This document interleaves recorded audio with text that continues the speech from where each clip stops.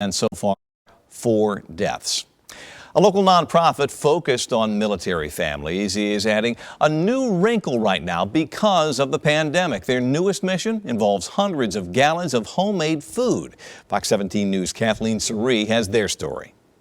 So many organizations are focused on helping others during this pandemic, and the nonprofit called asoldierschild Foundation, which is based out of Smyrna, is no different. And even though their approach is changing right now, their mission is still the same: to serve the families of fallen military personnel. Carter and Cole Naisman were just 7 and 9 years old when their father, Brian, was killed while fighting for our country. To be honest, I was pretty numb at the time, so I didn't really know how to deal with it. Years later, they connected with Daryl Mackin, the founder of a nonprofit called asoldierschild Foundation. It typically serves children of fallen military members through birthday celebrations and camps hosted throughout the country. But during the pandemic, the group is adding cooking to their list of services. It's amazing what a pot of beef stew will do.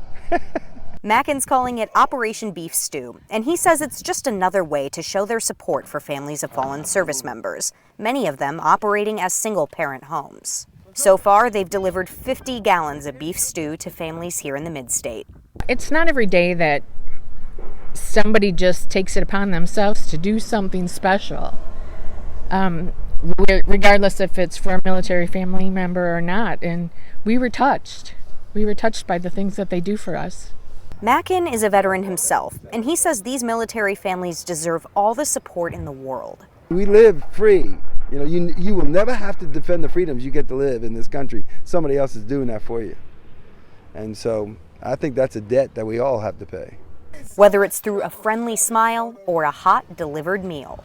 Mackin plans to deliver 50 more gallons of beef stew to the Clarksville area this weekend. Reporting in Nashville, Kathleen Surrey, Fox 17 News.